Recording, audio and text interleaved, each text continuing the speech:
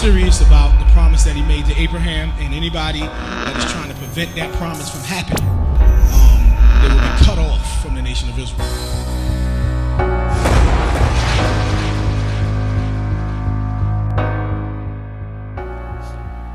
Giving us some understanding that the Lord he's not behind any kind of form of birth control. Say that word for me. What word are we saying? No. What is the word? Say, read it one more time. A bastard. Say that word for me. Bastard. Okay, say that word for me. Bastard. I want everybody in the room to say that word. Say that word for me. Bastard. Yeah, because some of y'all think that's a bad word. Like, what are you doing? You're trying to teach people not to accept what God is saying. God said bastard. Like, what is your problem? I don't care where you grew up at and what they told you. And they told you that's a bad word. It's in the Bible. Okay? And they need to, everybody need to understand that. Your children need to understand that a bastard is not going to enter into the congregation of the Lord. What does a bastard mean? Not the people of God. We don't need nobody up here thinking that we up there saying bad word. Y'all can go home. Your kids go, the apostle said a bad word. He said bastard. It's not a bad word. It means a bad thing, but it's a speakable. It's not a profane word. Do everybody understand that? Some of y'all look uncomfortable with Deuteronomy 23. Read it again, brother. Verse 2. Come on. A bastard. Read it one more time. A bastard. Read it again. A bastard. Now, let me just go to Zechariah 9, okay? Anything that's in the Bible, we can say. Okay? Okay, everybody understand that? Y'all be saying all kind of made up stuff, ebonic stuff, Zechariah chapter 9 and 6 says what?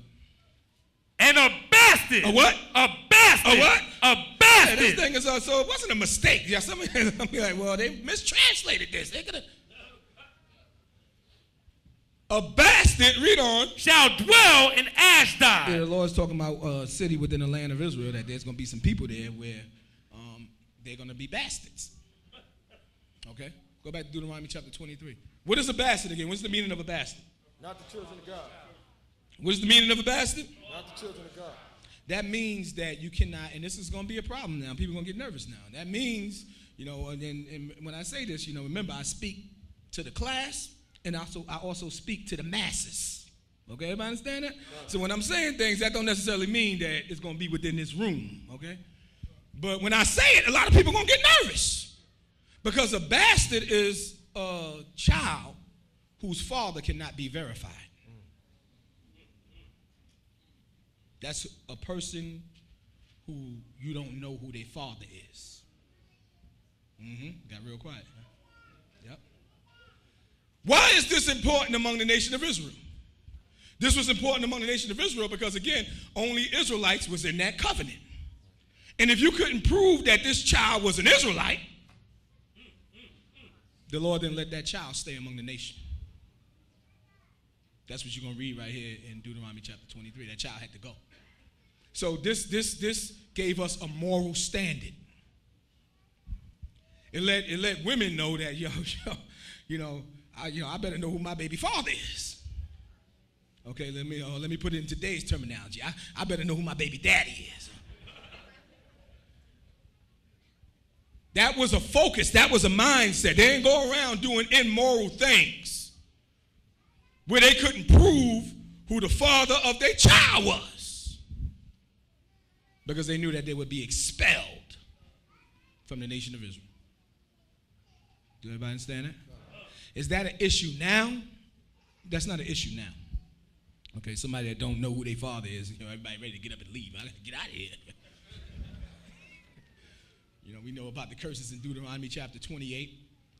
Sometimes the scripture says, well, not sometimes, but the scripture says that the father leaves. So that's a reason why some people may not know their father or know anything about their father. Then you got to hoard them. There's another reason why people may not know who their father is. You done been with multiple people in them the same minute. And you confused on what's the outcome. Who is this Benjamin, Levi, Simeon, Canaan, Moab? Who? What nationality is my son? That's because you done laid down with 9 nationalities. So, you confused. Everybody understand that? Are y'all comfortable with Deuteronomy chapter 23?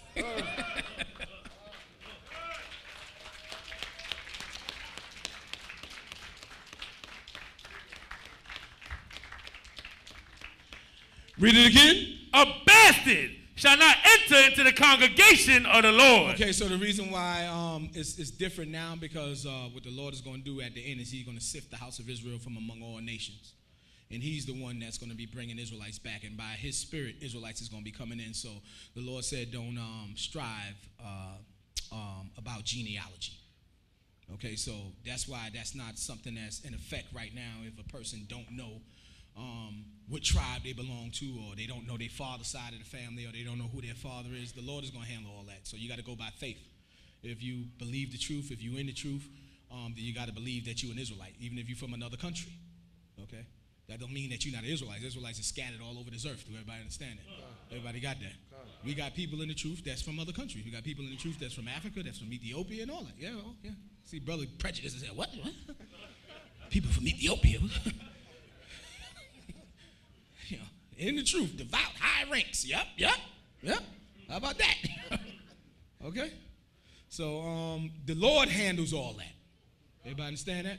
But the point, God is, he's making a point in Deuteronomy chapter 23. Only Israelites. Only Israelites. He want to see Israelites multiplying. Only Israelites. Okay, don't do nothing to stop the multiplication of Israelites. If you can't verify that you're an Israelite, you got to get out. Only Israelites to fulfill the promise that was made to Abraham. Do everybody understand that? Everybody got that? All right, read it one more time. A bastard shall not enter into the congregation of the Lord. Read on. Even to his 10th generation. Neither to his 10th generation. Okay, so that's a long line. That's 10 generations. Lord said, no, they can't come in. Okay, everybody got that? Read on. Shall he not enter into the congregation of the Lord? Read on. An Ammonite or Moabite. An Ammonite or Moabite. Japan and China. Everybody understand that? Read on. Shall not enter into the congregation of the Lord. Read on. Even to their 10th generation. Yeah, even to their 10th generation. So we had a law of the strangers. There was strangers that came out of, when we left Egypt, there was Egyptians that left with us in what the Bible calls a mixed multitude.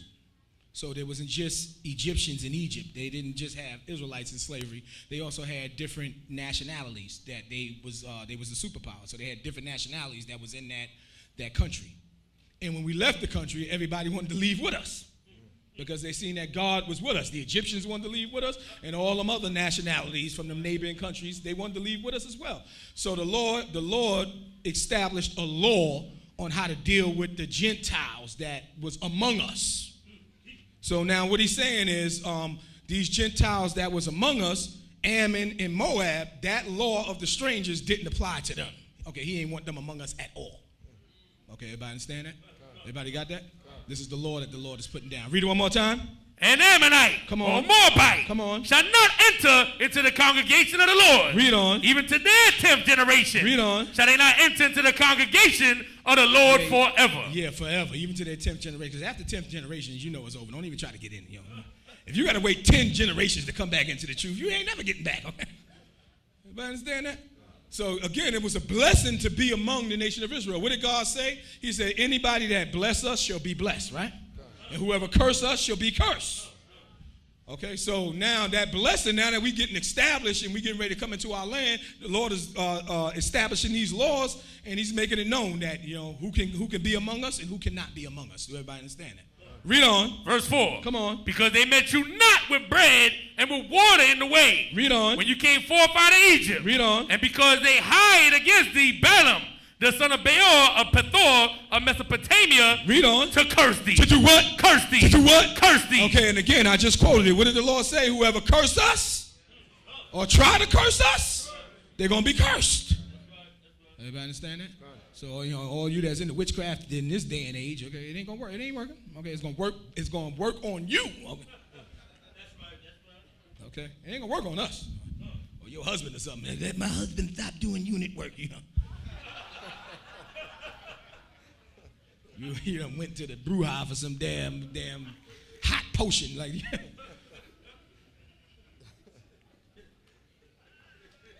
stop this madness, you know. You got that Indian head and the nickel and some wax and a candle, and you better stop the madness. You're trying to get your will done on earth. Do dark magic. Everybody understand that? Ammon and Moab tried to curse Israel. They seen the multitude coming in. When we came out of Egypt, they knew God's name was declared throughout the whole earth. They knew Israel was marching. Everybody was nervous. They didn't know where Israel was going. They didn't know where we was going to end up at. If we came close to where they was at, they was very afraid because they thought we was coming to say, listen, you got to get out this land.